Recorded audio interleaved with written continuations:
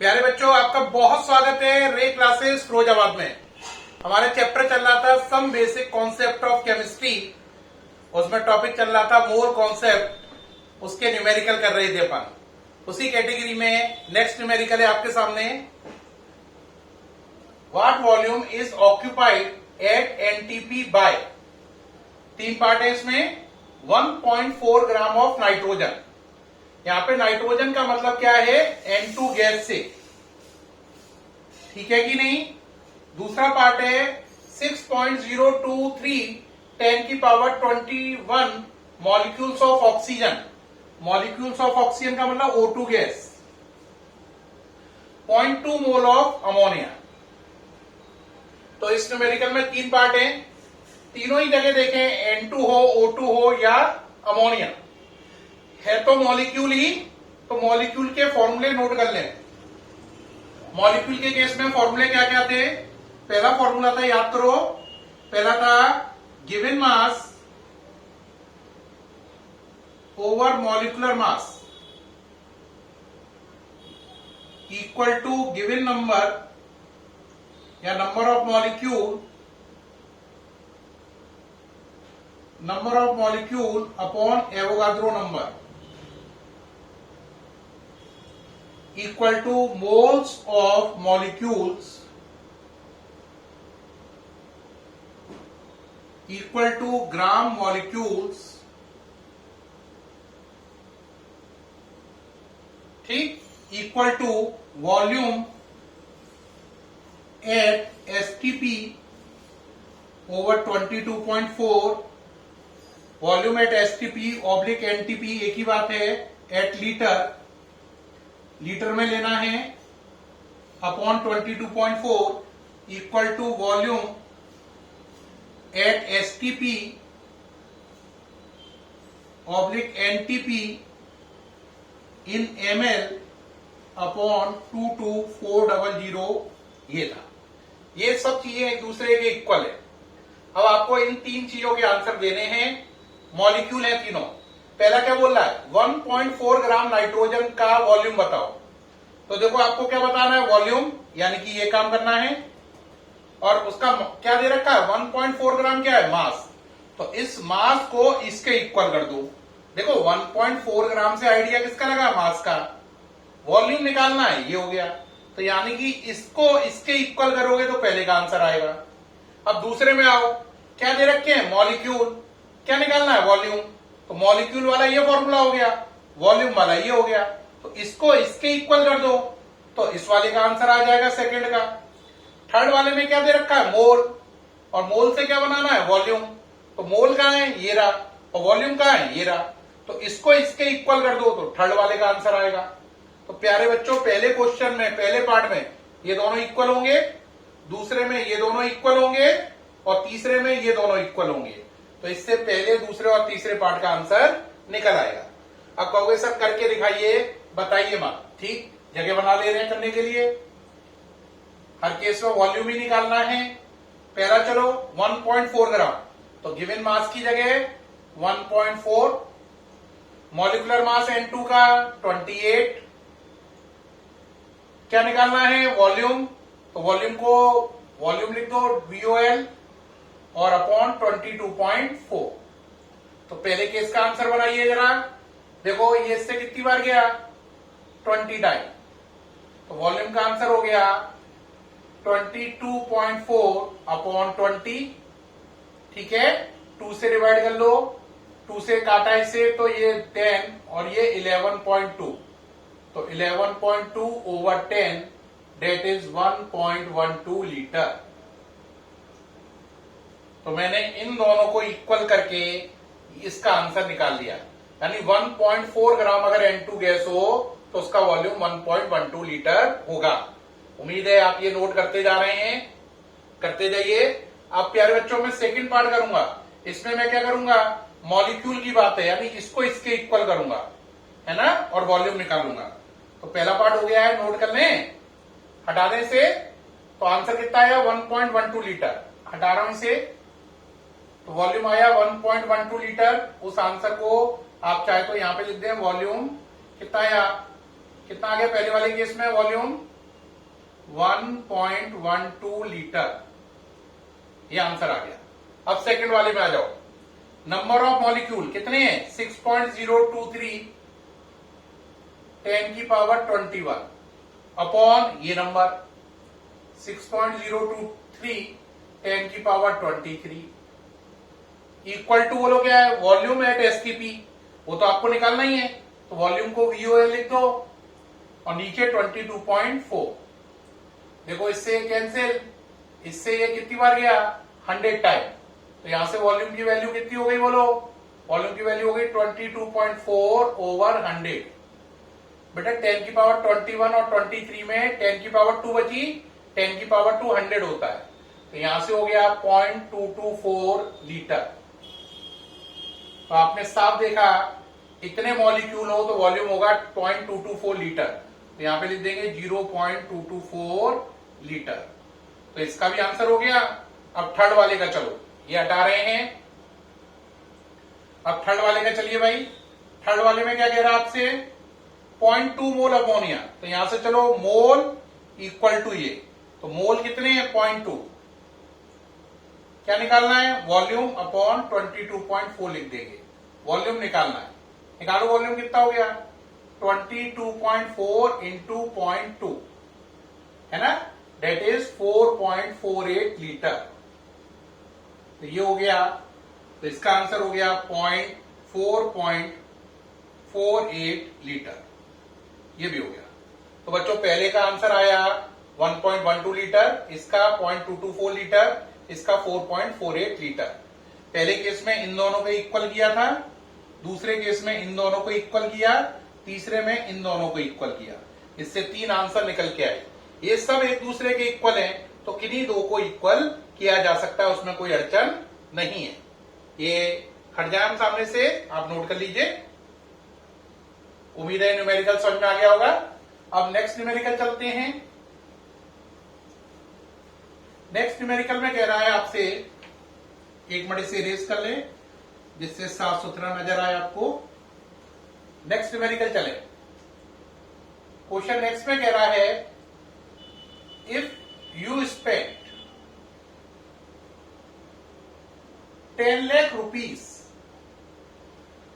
पर सेकेंड, अगर आप 10 लाख रुपए एक सेकंड में खर्च करो, then find out the number of year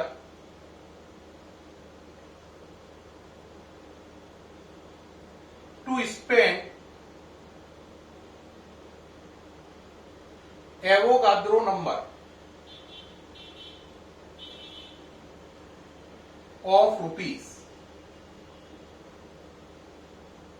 क्या कह रहा है, अगर आप इतने खर्चीले हो कि 10 लाख रुपए एक सेकंड में खर्च कर लेते हो, तो कह रहा है एवोगाद्रो नंबर के बराबर अगर आप पर रुपए हो तो उन्हें खर्च करने में कितने साल लगेंगे। क्वेश्चन समझ गए। अगर आप इतने खर्चीले हैं, जो कि मेरे ख्याल से नहीं होंगे, आप कोई भी नहीं हो सकता, 10 लाख रुपए एक सेकंड में खर्च कर रहे हैं, तो कह रहा है एवोगाद्रो नंबर जितने अगर आप पे पैसे हों तो आपको उसे खर्च करने में कितने साल का समय लगेगा। तो देखो बेटा पहले बात हमें समझनी है, एवोगाद्रो नंबर कितना होता है, एवोगाद्रो नंबर होता है 6.022 या 23 10 की पावर 23। ठीक, अब चलिए क्वेश्चन को क्लियर कर दीजिए। 10 लाख रुपए को अगर हम लिखें तो मैथ्स के हिसाब से हो गया 10 की पावर 6 रुपीज 10 लाख रुपए में। तो 10 की पावर 6 रुपीज को खर्च करने में कितना टाइम लग रहा है, 1 सेकेंड। मेरे पास कितने रुपए हैं, इतने। एवोगाद्रो नंबर जितने, कितने सेकेंड लगेंगे, x। 10 लाख रुपए में 1 सेकेंड, एवोगाद्रो नंबर में कितने सेकेंड, इससे क्या निकल आएगा टाइम इन सेकेंड। लेकिन हमें आंसर निकालना है ईयर में, तो जो सेकेंड निकलेंगे उनके मिनट, मिनट के आर, आर के ईयर, यानी कि पहले हम टाइम सेकेंड में निकालेंगे, उसमें 60 का डिवाइड लगाएंगे तो मिनट बन जाएंगे, है ना। फिर मिनट से में 60 का डिवाइड लगाओगे घंटे बन जाएंगे, घंटे में आप डिवाइड लगाओगे 24 का दिन बन जाएंगे, फिर 365 का डिवाइड लगाओगे, ईयर्स बन जाएंगे। तो पहले सेकंड निकालो, कितने सेकंड हो गए बोलो? 6.023 10 की पावर 23 इंटू 1 बाई 10 की पावर 6। तो प्यारे बच्चों आपके सेकंड हो गए 6.023, 23 में से 6 गए, कितने बचे? 17। इतने तो सेकंड हो गए। अब आपको उसके क्या बनाने? ईयर्स। तो प्यारे बच्चों बनाओ ईयर्स। 6.023 10 की पावर 17 सेकेंड डिवाइड बाय 60, ये हो गए मिनट। फर्दर डिवाइड बाय 60, ये हो गए घंटे, आवर्स। 24 से डिवाइड किया, दिन। 365 से डिवाइड किया, ईयर्स। ठीक, अब आप इसको सॉल्व कर लेंगे। मैंने सॉल्व करके आपको डायरेक्ट आंसर बता दे रहा हूं, आप इसे सॉल्व कर लीजिए। आंसर आएगा 1.91 10 की पावर 10 ईयर्स। कितने ईयर्स आएंगे? 1.91 10 की पावर 10 ईयर्स आएंगे। इतना बड़ा समय लगेगा। 10 की पावर 10 ईयर का मतलब समझ रहे हो? पॉसिबल ही नहीं है। कोई इंसान ज्यादा से ज्यादा जीता है तो 100 साल। 100 साल का मतलब 10 की पावर 2 ईयर, और ये तो 10 की पावर कितना है? 10 ईयर। तो यानी आप अपने पूरे जीवन में पैदा होते ही 100 साल का अगर आपका जीवन हो, और पैदा होते ही अगर आप 10 लाख रुपए खर्च करना शुरू कर दो 1 सेकंड में, तो आपकी पूरी उम्र खत्म होने के बाद भी रुपए खर्च हो ही नहीं पाएंगे। इन्हें खर्च करने के लिए चाहिए 10 की पावर 10 ईयर, जो कि प्रैक्टिकली पॉसिबल नहीं है। बात समझ रहे हैं कि नहीं? तो समझ सकते हैं कितनी ह्यूज अमाउंट है? क्वेश्चन अच्छा था, काफी इंटरेस्टिंग था। ठीक, नोट कर ले। नेक्स्ट क्वेश्चन प्रोसीड करें। नेक्स्ट क्वेश्चन पे आइए प्यारे बच्चों, ये हटा रहे हैं। नेक्स्ट क्वेश्चन में कह रहा है कि what is the difference in number of carbon atom? What is the difference in number of carbon atoms in 1 gram of C12 and 1 gram of C14 isotopes? कह रहा है अगर आप पर 1 ग्राम C12 वाला हो, 1 ग्राम C14 वाला हो, तो दोनों में जितने एटम हैं उनका डिफरेंस क्या है? तो बेटा देखो, पहले मैं क्या करूंगा, 1 ग्राम C12 में कार्बन के एटम कैलकुलेट करूंगा, फिर 1 ग्राम C14 में कार्बन के एटम कैलकुलेट करूंगा। मान लो C12 में कार्बन के एटम X हैं और C14 में Y हैं 1 ग्राम में। फिर दोनों का डिफरेंस लेने के लिए X माइनस Y निकालना है। तो पहले 1 ग्राम C12 में कार्बन एटम निकालो, X मान लो। फिर 1 ग्राम C14 में कार्बन एटम निकालो, उन्हें Y मान लो। फिर X माइनस Y आपको निकालना है, वही आपका फाइनल आंसर है। क्वेश्चन देख लें एक बार। कह रहा है 1 ग्राम C12 और 1 ग्राम C14 में जितने एटम है उनका अंतर कितना है, डिफरेंस कितना है। कैसे करें? बेहद सरल टेक्निक है, मोल कॉन्सेप्ट लगाइए। मैंने उसमें आपको एटम के लिए एक फॉर्मूला लिखाया था। क्या फॉर्मूला लिखाया था मोल कॉन्सेप्ट से? मोल कॉन्सेप्ट से मैंने आपको एक फॉर्मूला लिखाया है एटम्स के केस में। क्या लिखाया है? Given mass over atomic mass equal to number of atoms over 6.022 10 की पावर 23। तो पहले आप ले लो C12 वाला,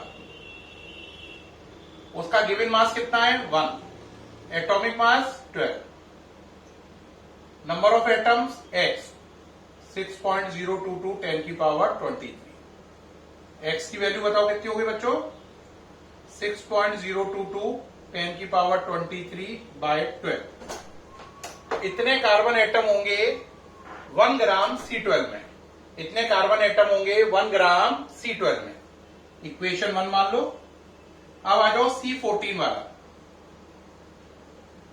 सेम फॉर्मूला इस पे लगाओ। तो गिवन मास उसका भी 1 है, लेकिन उसका एटॉमिक मास 12 की जगह 14 है, 14 है।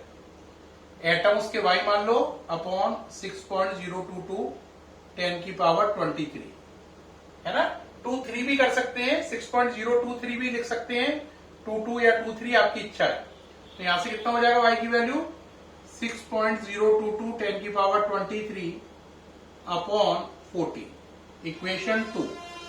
तो इसके 1 ग्राम में, कार्बन 12 वाले के 1 ग्राम में इतने एटम है, कार्बन 14 के 1 ग्राम में इतने एटम है। आपको क्या निकालना है, उनका डिफरेंस। क्या निकालना है, डिफरेंस। तो आपको कैलकुलेट करना है x माइनस वाई। तो हमें x माइनस वाई निकालना है, तो 1 में से 2 इक्वेशन को माइनस करने पर 1 माइनस 2 करो प्यारे बच्चों, माइनस करना आता ही आपको, करिए। x minus y value put कर दो, 6.022 10 की पावर 23 अपॉन 12 माइनस 6.022 10 की पावर 23 अपॉन 14। ठीक, अब क्या करोगे, आगे बढ़ो। कुछ कॉमन नजर आ रहा है तो ले लो, 6.022 10 की पावर 23 कॉमन है, इसमें बचा 1 माइनस 12 माइनस 1 अपॉन 14। अब यहां पे कहोगे इसमें क्या खास बात है सर, एलसीएम ले लीजिए। हाँ, हम भी कहेंगे इसमें कोई खास बात नहीं है, एलसीएम लेना है, ले लो बेटा, ले लो भाई एलसीएम। बोलो कितना हो गया, नीचे हो गया 12 इंटू 14, ऊपर हो गया 14 माइनस 12। ये सही, आगे बढ़ो। ऊपर कितना बचा, आंसर 2, नीचे 12 इंटू 14, 2 से कैंसिल कर लो, कितने हो गया 6 टाइम। 6.022 और 6 को सेम मान लो तो ये कैंसिल हो गया 1 टाइम।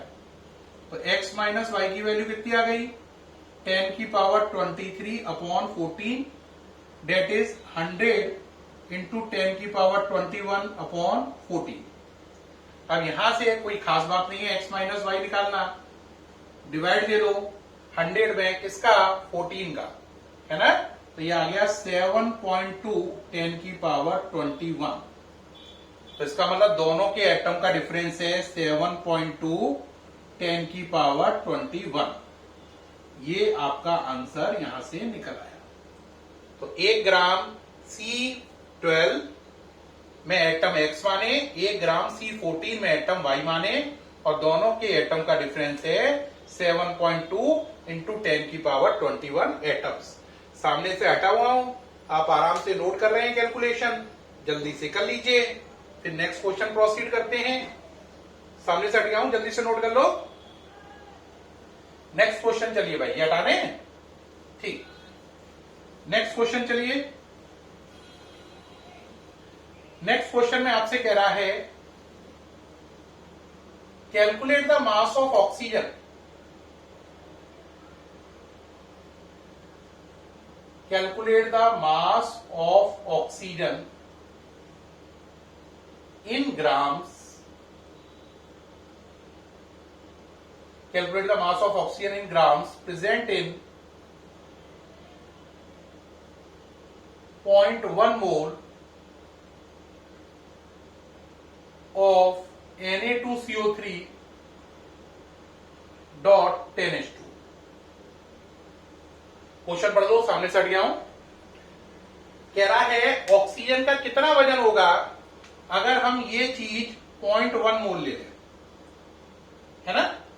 अगर ये चीज 0.1 मोल हो तो उसमें ऑक्सीजन का मास कितना होगा।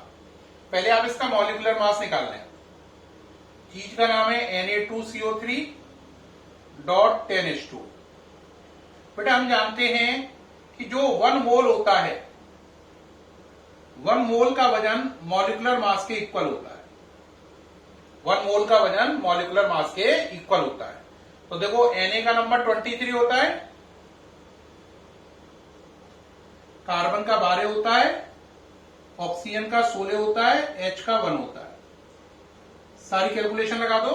2 Na 46, कार्बन 12, 3 ऑक्सीजन 48, 1 पानी का मतलब 18 है, तो 10 पानी का मतलब 180। आपको एडिशन करना आता ही है, करो जरा भाई, ठीक है, करिए भाई जरा।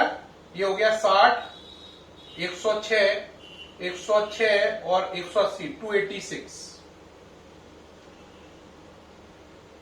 दोबारा चेक कर लो, 60, 40, 100, 106, 106 और 180, 286। ठीक, तो इसका मॉलिक्यूलर मास कितना आ गया? 286। 286 आ गया। यहां तक कोई दिक्कत? तो 286 मॉलिक्यूलर मास है, उसमें कितना मानेंगे? 1 मोल। तो हम क्या मानेंगे? 286 ग्राम में कितने मोल हो गए? 1 मोल।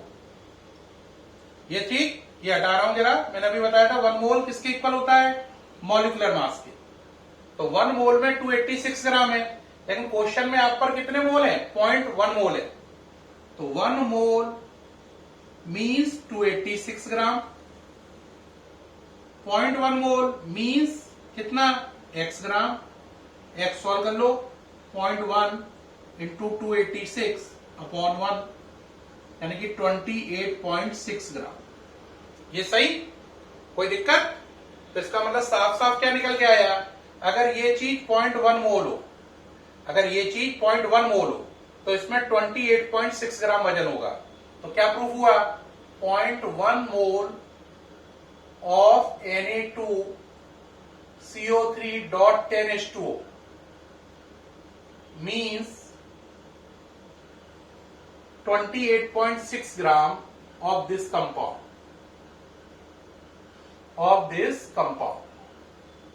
यहां तक कोई अड़चन नहीं होनी चाहिए, बेहद ही सरल बात की गई है ना? कि इस कंपाउंड के किसमें 0.1 मोल में 28.6 ग्राम क्या होगा? कंपाउंड होगा। ठीक, अब जरा देखो इसमें ऑक्सीजन का कितना शेयर है। देखो, देख रहे हैं जरा, यहां पे O कितने हैं? 3, और यहां पे कितने हैं? 10। तो अगर 10 O यहां पर है ना, और 3 यहां पर है, तो 3 का मतलब 10 O का मतलब कितना हो गया? जरा बताओ, जरा थोड़ा सा इसको ही देखें जरा बात को। देखो बेटा, Na2CO3.10H2, देखो 10 O तो ये है और 3 ये है। 3 O का मतलब 48 और 10 O का मतलब 160 यानी 208 है ना? तो आउट ऑफ 286 ग्राम इसमें ऑक्सीजन कितनी है? 208। हाँ या ना? जब ये 286 ग्राम होता तो इसके अंदर ऑक्सीजन कितनी निकलती? 208 निकल के आती। ये बात श्योर है? हाँ या ना? तो क्या बात बनी यहां से? ये हटा दो। अगर ये कंपाउंड 286 ग्राम होता, कौन? ये वाला, तो इसके अंदर ऑक्सीजन कितनी निकल के आती? 208 ग्राम ऑक्सीजन निकलती। सही या नहीं? कहोगे बिल्कुल सही भाई, 3 ये और 10 ऑक्सीजन ये। लेकिन आप पे ये कंपाउंड कितना है? 28.6 ग्राम है, 0.1 मोल है। अगर ये कंपाउंड इतना है तो ऑक्सीजन कितनी निकलेगी? Y। कहोगे x क्यों नहीं मान रहे हो? क्योंकि x पहले मान चुके हैं, इसलिए x नहीं मान रहे हैं, नया टर्म दिया y। तो y की वैल्यू कितनी हो गई बोलो? 28.6 इंटू 208 अपॉन 286। इससे गया 10 बार, इससे गया 20.8 का। तो साफ निकल के आया कि 0.1 मोल Na2CO3 means 28.6 gram of this compound, और इसके 28.6 ग्राम में ऑक्सीजन कितनी होगी? 20.8 ग्राम। 20.8 ग्राम क्या होगी? ऑक्सीजन, जिसे हमने किससे डिनोट किया है? Y से। तो प्यारे बच्चों, मैंने आपको बताया कि अगर ये कंपाउंड 0.1 मोल हो तो इसका इतना वजन होगा, और इसके इतने वजन में ऑक्सीजन का वजन इतना होगा, और यही हमें निकालना था। हमें बताना था ये कंपाउंड 0.1 मोल है तो ऑक्सीजन कितनी है। तो मैंने बताया अगर ये कंपाउंड 0.1 मोल है तो खुद का वजन इसका 28.6 है, और इसमें ऑक्सीजन का वजन 20.8 है। क्या बात समझ में आ गई या नहीं? ये पूरी क्लियर हो गई होगी? ठीक है, नोट कर लीजिए जल्दी से। ओके रहा? प्यारे बच्चों, मुझे पूर्ण उम्मीद है आपको ये जो न्यूमेरिकल, मैंने इसमें 4 न्यूमेरिकल डिस्कस किए एक ही वीडियो में, और पहले न्यूमेरिकल में 3-3 पार्ट थे, पूरा अच्छे से समझ में आया होगा और आपको मोल कॉन्सेप्ट दिमाग में फिट हो रहा होगा। फिर भी कोई डाउट आए तो आप पूछ सकते हैं, आपका स्वागत है। ये वीडियो कैसा लगा? अगर बहुत अच्छा लगा हो तो प्लीज कॉम्प्लीमेंट करें, कोई दिक्कत हो तो सुझाव भी दे सकते हैं। आपका बहुत बहुत धन्यवाद। फिर मिलेंगे नए वीडियो के साथ।